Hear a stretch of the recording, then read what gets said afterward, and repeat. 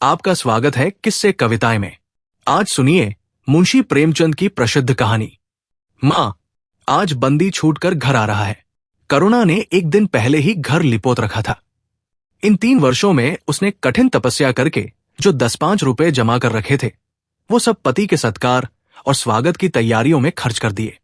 पति के लिए धोतियों का नया जोड़ा लाई थी, नए कुर्ते बनवाए थे, बच्चे के लिए नए कोट और टोपी की आयोजना की थी। बार बार बच्चे को गले लगाती और प्रसन्न होती। अगर इस बच्चे ने सूर्य की भांति उदय होकर उसके अंधेरे जीवन को प्रदीप्त न कर दिया होता, तो कदाचित ठोकरों ने उसके जीवन का अंत कर दिया होता। पति के कारावास दंड के 3 ही महीने बाद इस बालक का जन्म हुआ। उसी का मुंह देख देखकर करुणा ने ये 3 साल काट दिए थे। वो सोचती, जब मैं बालक को उनके सामने ले जाऊंगी तो वो कितने प्रसन्न होंगे। उसे देखकर पहले तो चकित हो जाएंगे, फिर गोद में उठा लेंगे और कहेंगे, करुणा, तुमने ये रत्न देकर मुझे निहाल कर दिया। कैद के सारे कष्ट बालक की तोतली बातों में भूल जाएंगे। उनकी एक सरल, पवित्र, मोहक दृष्टि हृदय की सारी व्यवस्थाओं को धो डालेगी। इस कल्पना का आनंद लेकर वो फूली न समाती थी। वो सोच रही थी, आदित्य के साथ बहुत से आदमी होंगे। जिस समय वो द्वार पर पहुंचेंगे, जय जयकार की ध्वनि से आकाश गूंज उठेगा। वो कितना स्वर्गीय दृश्य होगा। उन आदमियों के बैठने के लिए करुणा ने एक फटासा टाट बिछा दिया था। कुछ पान बना दिए थे और बार बार आशामय नेत्रों से द्वार की ओर ताकती थी। पति की वो सुदृढ़, उदार, तेजपूर्ण मुद्रा बार बार आंखों में फिर जाती थी। उनकी वे बातें बार बार याद आती थी जो चलते समय उनके मुख से निकलती थी। उनका वो धैर्य, वो आत्मबल जो पुलिस के प्रहारों के सामने भी अटल रहा था। वो मुस्कुराहट जो उस समय भी उनके अधरों पर खेल रही थी।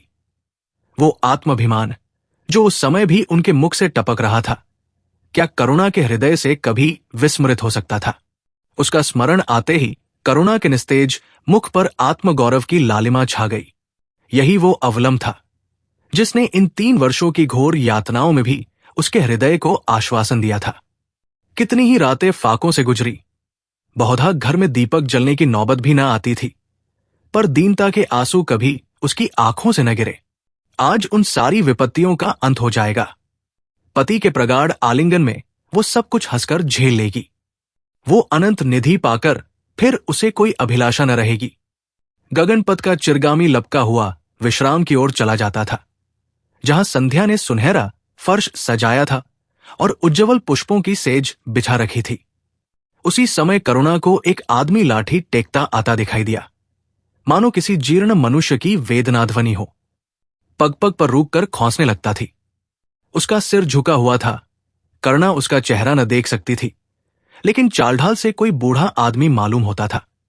पर एक क्षण में जब वो समीप आ गया तो करुणा पहचान गई।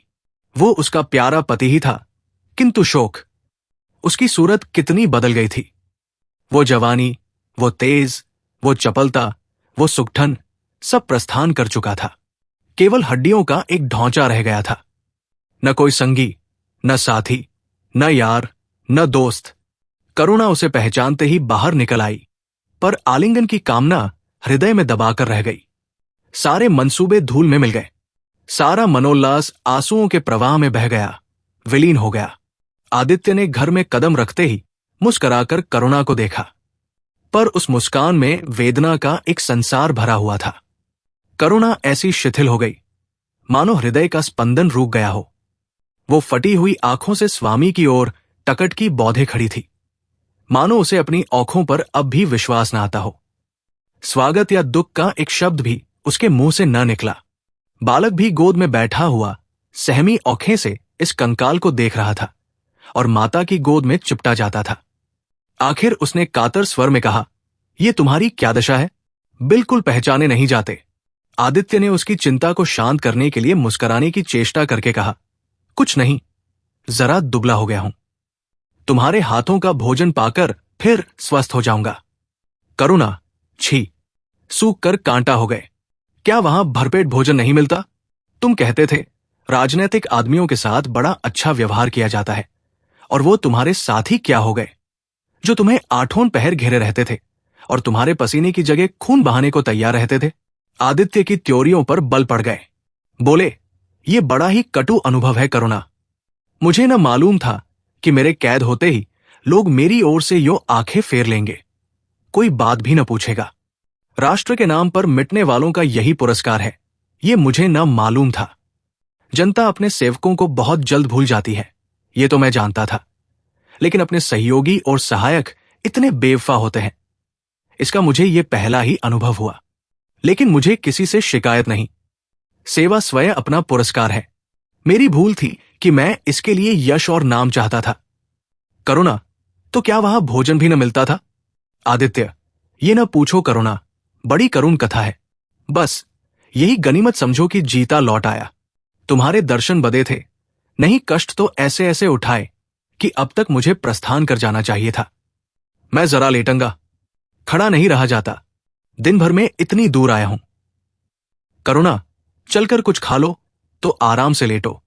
बालक को गोद में उठाकर, बाबूजी है बेटा, तुम्हारे बाबूजी, इनकी गोद में जाओ, तुम्हें प्यार करेंगे।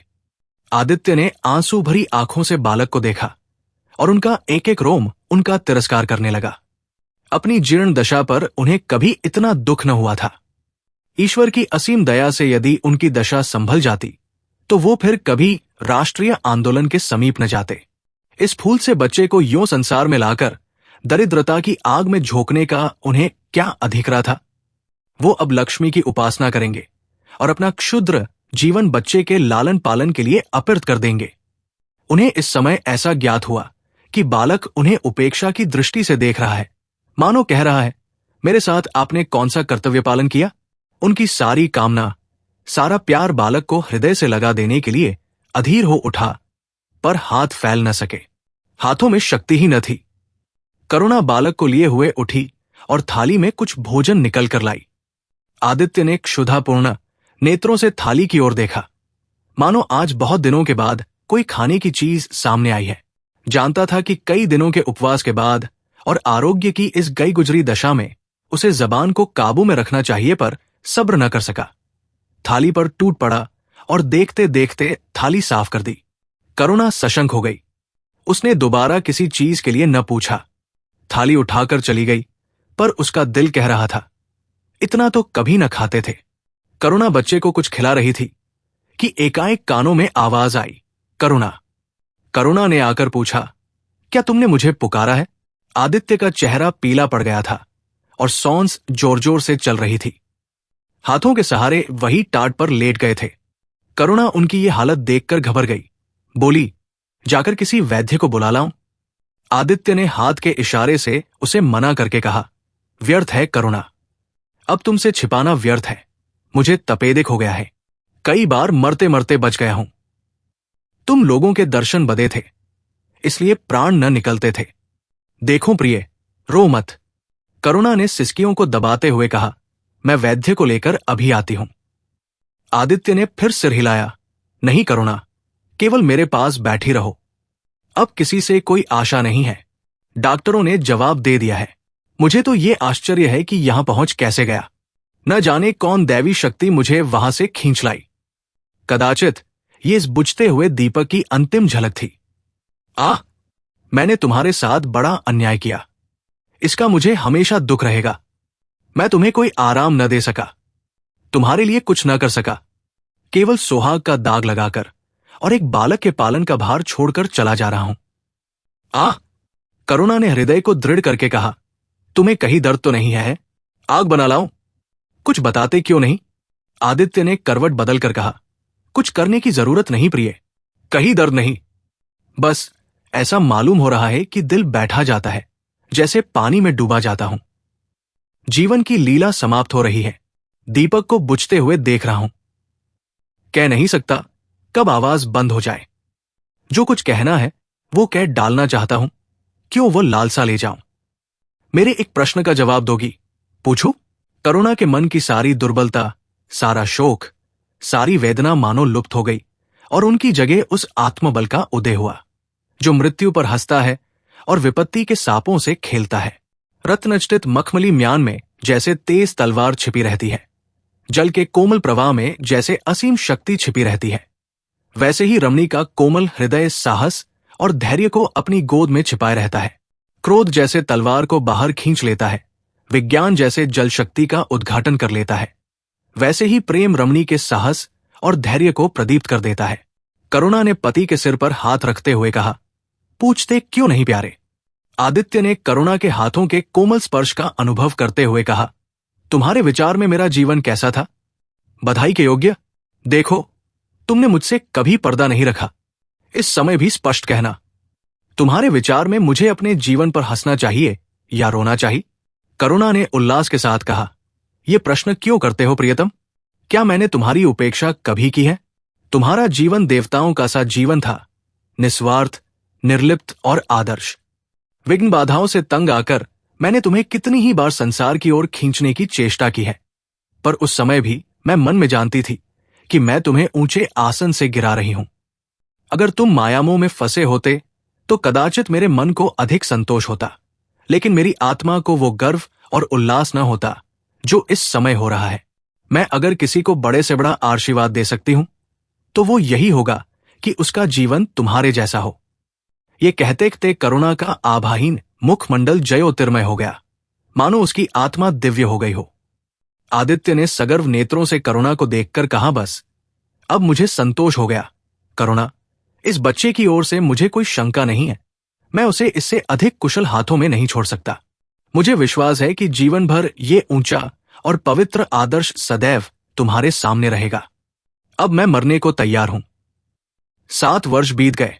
बालक प्रकाश अब 10 साल का रूपवान, बलिष्ठ, प्रसन्न नमुक कुमार था। बल का तेज, साहसी और मनस्वी। भय तो उसे छू भी नहीं गया था। करुणा का संतप्त हृदय उसे देखकर शीतल हो जाता। संसार करुणा को अभागिनी और दीन समझे, वो कभी भाग्य का रोना नहीं रोती। उसने उन आभूषणों को बेच डाला जो पति के जीवन में उसे प्राणों से प्रिय थे, और उस धन से कुछ गायें और भैंसें मोल ले ली। वो कृषक की बेटी थी और गोपालन उसके लिए कोई नया व्यवसाय न था। इसी को उसने अपनी जीविका का साधन बनाया। विशुद्ध दूध कहां मयस्सर होता है, सब दूध हाथों हाथ बिक जाता। करुणा को पहर रात से पहर रात तक काम में लगा रहना पड़ता, पर वो प्रसन्न थी। उसके मुख पर निराशा या दीनता की छाया नहीं, संकल्प और साहस का तेज है। उसके एक एक अंग से आत्मगौरव की ज्योतिषी निकल रही है। आंखों में एक दिव्य प्रकाश है, गंभीर, अथाह और असीम। सारी वेदना, वैधव्य का शोक और विधि का निर्मम प्रहार, सब उस प्रकाश की गहराई में विलीन हो गया है। प्रकाश पर वो जान देती है। उसका आनंद, उसकी अभिलाषा, उसका संसार, उसका स्वर्ग, सब प्रकाश पर न्यौछावर है। पर यह मजाल नहीं कि प्रकाश कोई शरारत करे और करुणा औंखें बंद कर ले। नहीं, वो उसके चरित्र की बड़ी कठोरता से देखभाल करती है। वो प्रकाश की मां नहीं, मां बाप दोनों है। उसके पुत्र स्नेह में माता की ममता के साथ पिता की कठोरता भी मिली हुई है। पति के अंतिम शब्द अभी तक उसके कानों में गूंज रहे हैं। वो आत्मोल्लास जो उनके चेहरे पर झलकने लगा था, वो गर्वमय लाली जो उनकी आंखों में छा गई थी, अभी तक उसकी आंखों में फिर रही है। निरंतर पतिचिंतन ने आदित्य को उसकी आंखों में प्रत्यक्ष कर दिया है। वो सदैव उनकी उपस्थिति का अनुभव किया करती है। उसे ऐसा जान पड़ता है कि आदित्य की आत्मा सदैव उसकी रक्षा करती रहती है। उसकी यही हार्दिक अभिलाषा है कि प्रकाश जवान होकर पिता का पथगामी हो। संध्या हो गई थी। एक भिखारिन द्वार पर आकर भीख मांगने लगी। करुणा उस समय गवों को पानी दे रही थी। प्रकाश बाहर खेल रहा था। बालक ही तो ठहरा। शरारत सूझी, घर में गया और कटोरे में थोड़ा सा भूसा लेकर बाहर निकला।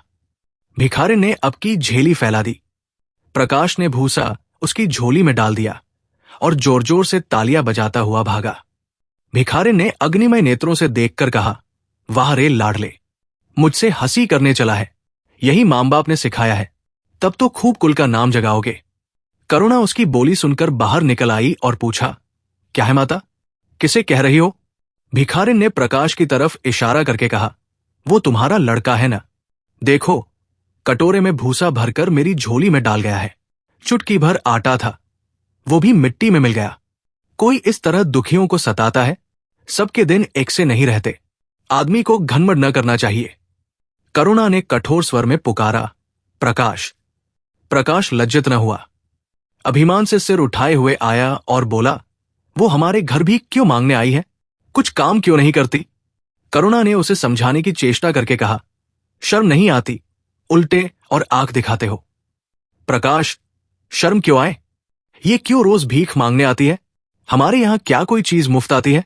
करुणा, तुम्हें कुछ न देना था तो सीधे से कह देते, जाओ। तुमने ये शरारत क्यों की? प्रकाश, उनकी आदत कैसे छूटती? करुणा ने बिगड़ कर कहा, तुम अब पिटोंगे मेरे हाथों। प्रकाश, पिटूंगा क्यों? आप जबरदस्ती पीटेंगी? दूसरे मुल्कों में अगर कोई भीख मांगे तो कैद कर लिया जाए, ये नहीं कि उल्टे भिखमंगों को और शह दी जाए। करुणा, जो अपंग है वो कैसे काम करे?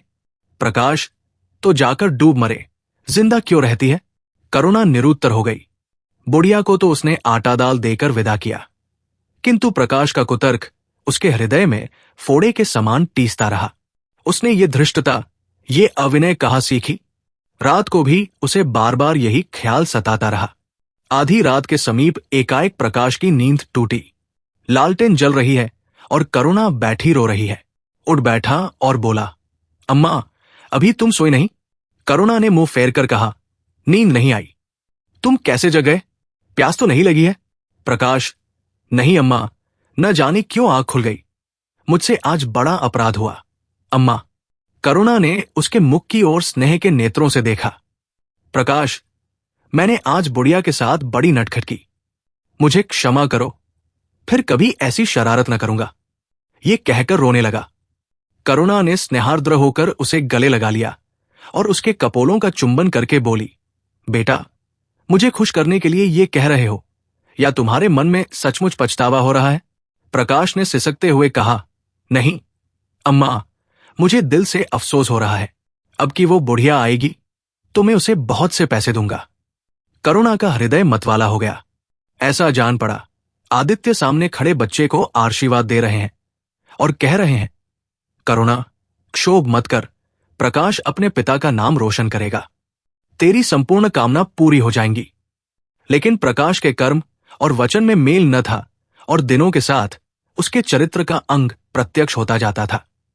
जहीन था ही, विश्वविद्यालय से उसे वजीफे मिलते थे। करुणा भी उसकी यथेष्ट सहायता करती थी, फिर भी उसका खर्च पूरा न पड़ता था। वो मितव्ययता और सरल जीवन पर विद्वत्ता से भरे हुए व्याख्यान दे सकता था, पर उसका रहन सहन फैशन के अंध भक्तों से जौभर घटकर न था। प्रदर्शन की धुन उसे हमेशा सवार रहती थी। उसके मन और बुद्धि में निरंतर द्वंद्व होता रहता था। मन जाति की ओर था, बुद्धि अपनी ओर। बुद्धि मन को दबाए रहती थी। उसके सामने मन की एक न चलती थी। जाति सेवा ऊसर की खेती है, वहां बड़े से बड़ा उपहार जो मिल सकता है वो है गौरव और यश, पर वो भी स्थायी नहीं, इतना अस्थिर कि क्षण में जीवन भर की कमाई पर पानी फिर सकता है। अतएव उसका अंतःकरण अनिवार्य वेग के साथ विलासमय जीवन की ओर झुकता था, यहां तक कि धीरे धीरे उसे त्याग और निग्रह से घृणा होने लगी। वो दुर्वस्था और दरिद्रता को हेय समझता था। उसके हृदय न था, भाव न थे, केवल मस्तिष्क था। मस्तिष्क में दर्द कहा, वहां तो तर्क है, मंसूबे हैं। सिंध में बाढ़ आई, हजारों आदमी तबाह हो गए। विद्यालय ने वहां एक सेवा समिति भेजी। प्रकाश के मन में द्वंद्व होने लगा, जाऊं या न जाऊं। इतने दिनों अगर वो परीक्षा की तैयारी करे तो प्रथम श्रेणी में पास हो। चलते समय उसने बीमारी का बहाना कर दिया। करुणा ने लिखा, तुम सिंध न गए, इसका मुझे दुख है। तुम बीमार रहते हुए भी वहां जा सकते थे। समिति में चिकित्सक भी तो थे। प्रकाश ने पत्र का उत्तर न दिया। उड़ीसा में अकाल पड़ा, प्रजा मक्खियों की तरह मरने लगी। कांग्रेस ने पीड़ितों के लिए एक मिशन तैयार किया। उन्हीं दिनों विद्यालयों ने इतिहास के छात्रों को ऐतिहासिक खोज के लिए लंका भेजने का निश्चय किया। करुणा ने प्रकाश को लिखा, तुम उड़ीसा जाओ। किंतु प्रकाश लंका जाने को लालायत था। वो कई दिन इसी दुविधा में रहा। अंत को सीलोन ने उड़ीसा पर विजय पाई। करुणा ने अब की उसे कुछ न लिखा, चुपचाप रोती रही। सीलोन से लौटकर प्रकाश छुट्टियों में घर गया। करुणा उससे खिंची खिंची रही। प्रकाश मन में लज्जित हुआ और संकल्प किया कि अब की कोई अवसर आया तो अम्मा को अवश्य प्रसन्न करूंगा। ये निश्चय करके वो विद्यालय लौटा।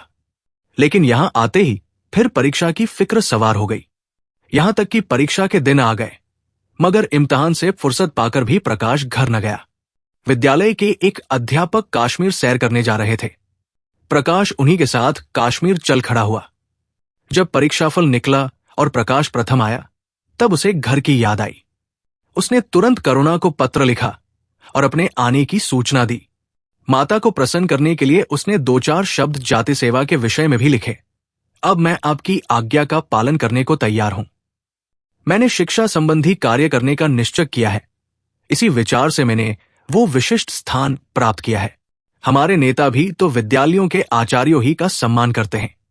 अभी वक इन उपाधियों के मोह से वे मुक्त नहीं हुए हैं। हमारे नेता भी योग्यता, सदुत्साह, लगन का उतना सम्मान नहीं करते जितना उपाधियों का। अब मेरी इज्जत करेंगे और जिम्मेदारी को काम सौंपेंगे, जो पहले मांगे भी न मिलता। करुणा की आस फिर बंधी। विद्यालय खुलते ही प्रकाश के नाम रजिस्ट्रार का पत्र पहुंचा। उन्होंने प्रकाश का इंग्लैंड जाकर विद्याभ्यास करने के लिए सरकारी वजीफे की मंजूरी की सूचना दी थी। प्रकाश पत्र हाथ में लिए हर्ष के उन्माद में जाकर मां से बोला, अम्मा, मुझे इंग्लैंड जाकर पढ़ने के लिए सरकारी वजीफा मिल गया। करुणा ने उदासीन भाव से पूछा, तो तुम्हारा क्या इरादा है? प्रकाश, मेरा इरादा? ऐसा अवसर पाकर भला कौन छोड़ता है? करुणा, तुम तो स्वयं सेवकों में भर्ती होने जा रहे थे। प्रकाश, तो आप समझती है, स्वयं सेवक बन जाना ही जाति सेवा है। मैं इंग्लैंड से आकर भी तो सेवा कार्य कर सकता हूं। और मां, सच पूछो तो एक मजिस्ट्रेट अपने देश का जितना उपकार कर सकता है, उतना 1000 स्वयं सेवक मिलकर भी नहीं कर सकते। मैं तो सिविल सर्विस की परीक्षा में बैठूंगा और मुझे विश्वास है कि सफल हो जाऊंगा। करुणा ने चकित होकर पूछा, तो क्या तुम मजिस्ट्रेट हो जाओगे? प्रकाश, सेवाभाव रखने वाला एक मजिस्ट्रेट कांग्रेस के 1000 सभापतियों से ज्यादा उपकार कर सकता है। अखबारों में उसकी लंबी लंबी तारीफें न छपेंगी, उसकी वक्तृताओं पर तालियां न बजेंगी, जनता उसके जुलूस की गाड़ी न खींचेगी और न विद्यालयों के छात्र उसको अभिनंदन पत्र देंगे। पर सच्ची सेवा मजिस्ट्रेट ही कर सकता है। करुणा ने आपत्ति के भाव से कहा, लेकिन यही मजिस्ट्रेट तो जाति के सेवकों को सजा देते हैं, उन पर गोलियां चलाते हैं। प्रकाश, अगर मजिस्ट्रेट के हृदय में परोपकार का भाव है तो वो नरमी से वही काम करता है जो दूसरे गोलियां चलाकर भी नहीं कर सकते। करुणा, मैं ये नहीं मानूंगी। सरकार अपने नौकरों को इतनी स्वाधीनता नहीं देती। वो एक नीति बना देती है और हर एक सरकारी नौकर को उसका पालन करना पड़ता है। सरकार की पहली नीति यह है कि वो दिन दिन अधिक संगठित और दृढ़ हो। इसके लिए स्वाधीनता के भावों का दमन करना जरूरी है। अगर कोई मजिस्ट्रेट इस नीति के विरुद्ध काम करता है तो वो मजिस्ट्रेट न रहेगा। वो हिंदुस्तानी था जिसने तुम्हारे बाबूजी को जरासी बात पर 3 साल की सजा दे दी।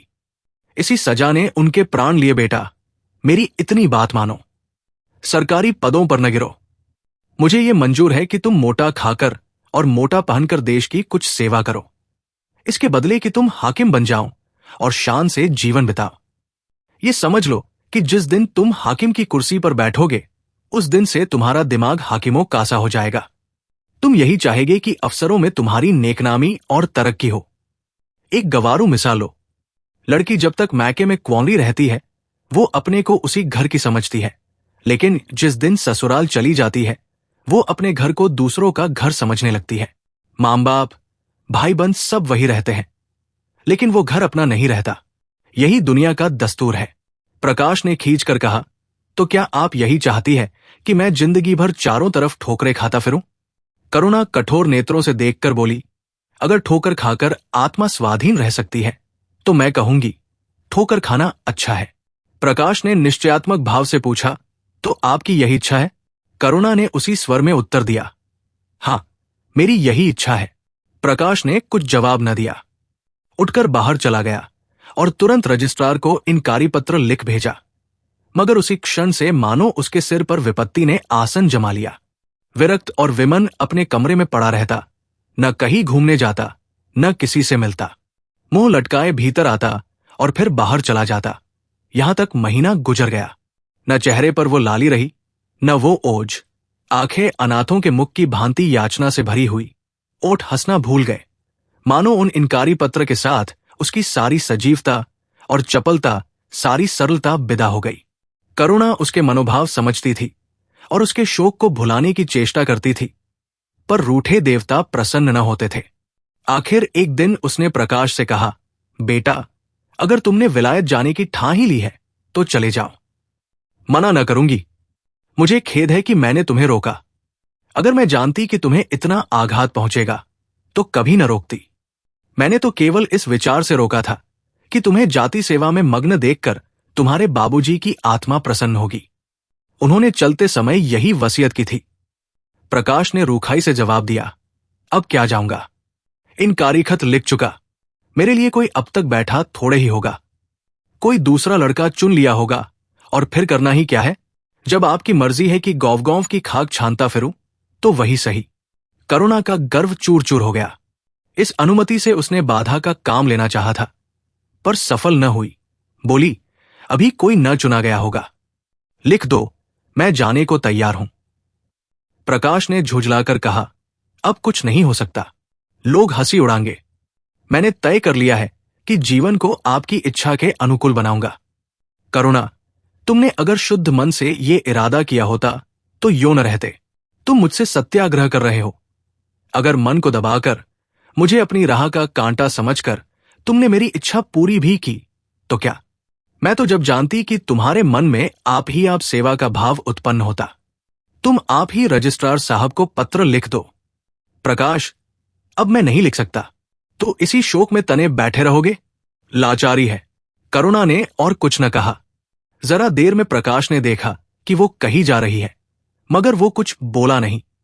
करुणा के लिए बाहर आना जाना कोई असाधारण बात न थी, लेकिन जब संध्या हो गई और करुणा न आई तो प्रकाश को चिंता होने लगी।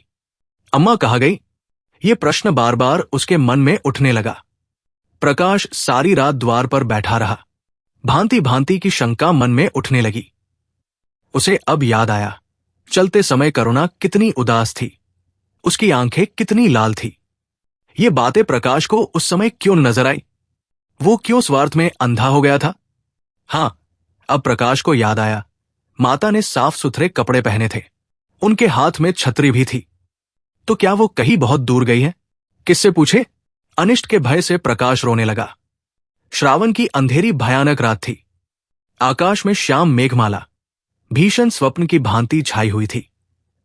प्रकाश रह रहकर आकाश की ओर देखता था, मानो करुणा उन्हीं मेघमालाओं में छिपी बैठी है। उसने निश्चय किया, सवेरा होते ही मां को खोजने चलूंगा। और अगर किसी ने द्वार खटखटाया, प्रकाश ने दौड़कर खोला तो देखा करुणा खड़ी है। उसका मुखमंडल इतना खोया हुआ, इतना करुण था, जैसे आज ही उसका सोहाग उठ गया है, जैसे संसार में अब उसके लिए कुछ नहीं रहा, जैसे वो नदी के किनारे खड़ी अपनी लदी हुई नाव को डूबते देख रही है और कुछ कर नहीं सकती। प्रकाश ने अधीर होकर पूछा, अम्मा कहाँ चली गई थी? बहुत देर लगाई। करुणा ने भूमि की ओर ताकते हुए जवाब दिया, एक काम से गई थी। देर हो गई। ये कहते हुए उसने प्रकाश के सामने एक बंद लिफाफा फेंक दिया। प्रकाश ने उत्सुक होकर लिफाफा उठा लिया। ऊपर ही विद्यालय की मुहर थी। तुरंत ही लिफाफा खोलकर पढ़ा। हल्की सी लालिमा चेहरे पर दौड़ गई। पूछा, ये तुम्हें कहां मिल गया अम्मा? करुणा, तुम्हारे रजिस्ट्रार के पास से लाई हूं। क्या तुम वहां चली गई थी? और क्या करती? कल तो गाड़ी का समय न था, मोटर ले ली थी। प्रकाश एक क्षण तक मौन खड़ा रहा, फिर कुंठित स्वर में बोला, जब तुम्हारी इच्छा नहीं है तो मुझे क्यों भेज रही हो? करुणा ने विरक्त भाव से कहा, इसलिए कि तुम्हारी जाने की इच्छा है।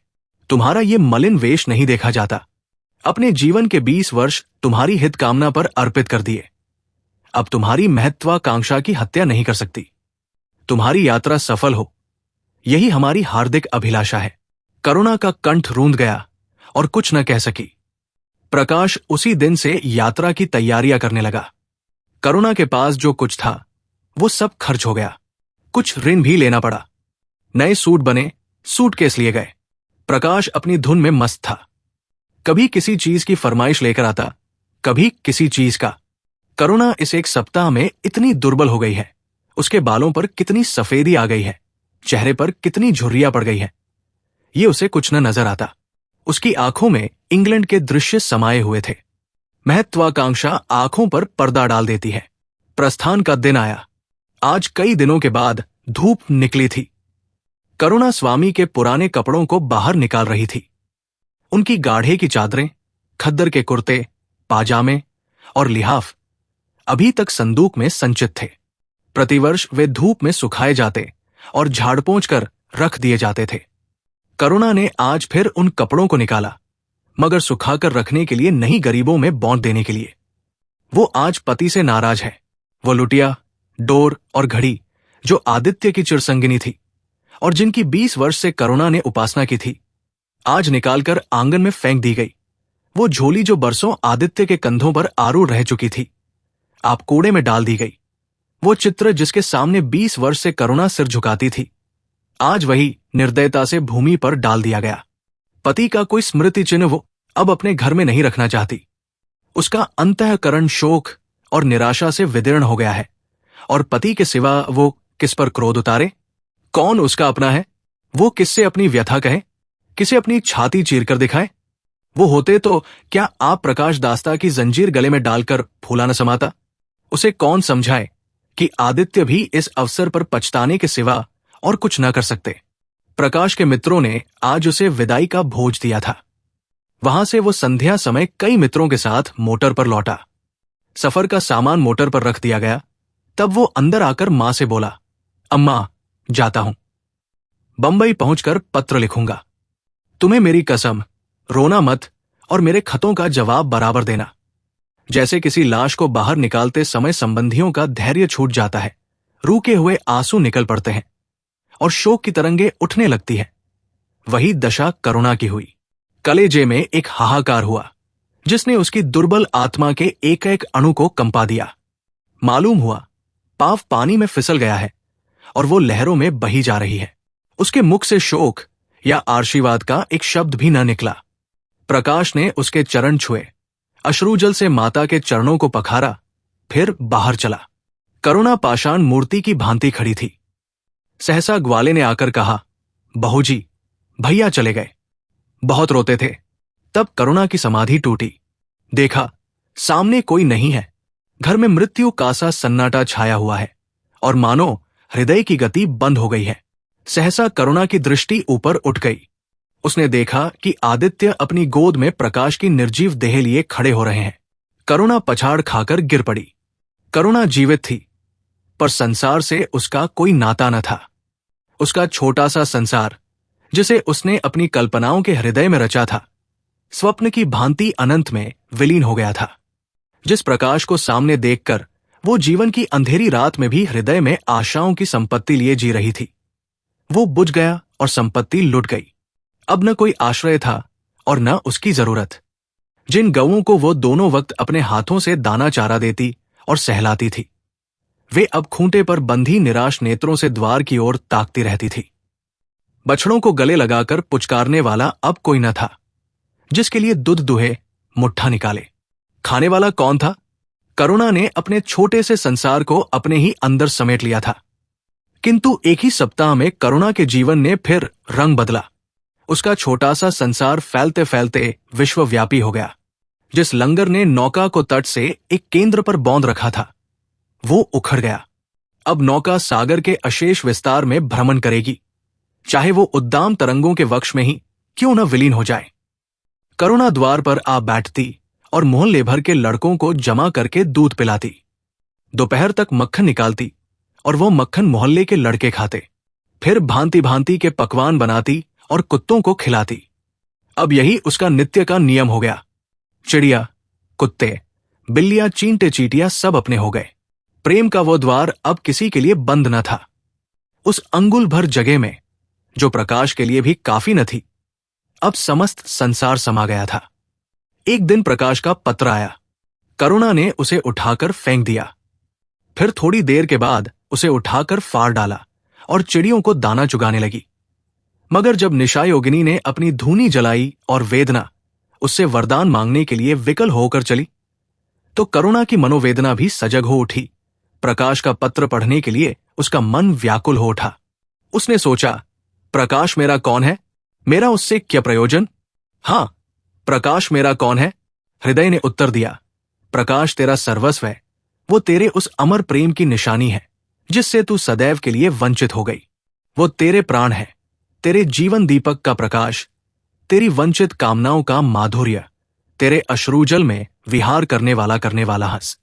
करुणा उस पत्र के टुकड़ों को जमा करने लगी, माना उसके प्राण बिखर गए हों। एक एक टुकड़ा उसे अपने खोए हुए प्रेम का एक पच्चिन सा मालूम होता था। जब सारे पुर्जे जमा हो गए तो करुणा दीपक के सामने बैठकर उसे जोड़ने लगी, जैसे कोई वियोगी हृदय प्रेम के टूटे हुए तारों को जोड़ रहा हो। हाय री ममता, वो अभागिन सारी रात उन पुर्जों को जोड़ने में लगी रही।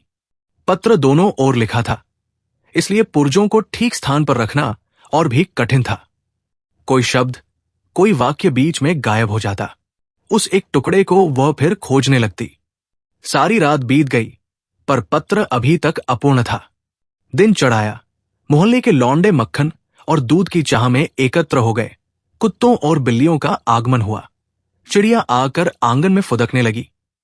कोई ओखली पर बैठी, कोई तुलसी के चौतरे पर करुणा को सिर उठाने तक की फुर्सत नहीं। दोपहर हुआ, करुणा ने सिर न उठाया। न भूख थी न प्यास। फिर संध्या हो गई, पर वो पत्र अभी तक अधूरा था। पत्र का आशय समझ में आ रहा था। प्रकाश का जहाज कहीं सेक ही जा रहा है। उसके हृदय में कुछ उठा हुआ है। क्या उठा हुआ है, ये करुणा न सोच सकी। करुणा पुत्र की लेखनी से निकले हुए एक एक शब्द को पढ़ना और उसे हृदय पर अंकित कर लेना चाहती थी। इस भांति 3 दिन गुजर गए। संध्या हो गई थी। 3 दिन की जागी आंखें जरा झपक गई। करुणा ने देखा, एक लंबा चौड़ा कमरा है, उसमें मेजें और कुर्सियां लगी हुई है। बीच में ऊंचे मंच पर कोई आदमी बैठा हुआ है। करुणा ने ध्यान से देखा, प्रकाश था। एक क्षण में एक कैदी उसके सामने लाया गया। उसके हाथ पांव में जंजीर थी, कमर झुकी हुई। ये आदित्य थे। करुणा की आंखें खुल गई, आंसू बहने लगे। उसने पत्र के टुकड़ों को फिर समेट लिया और उसे जलाकर राख कर डाला। राख की एक चुटकी के सिवा वहां कुछ न रहा जो उसके हृदय में विदीर्ण किए डालती थी।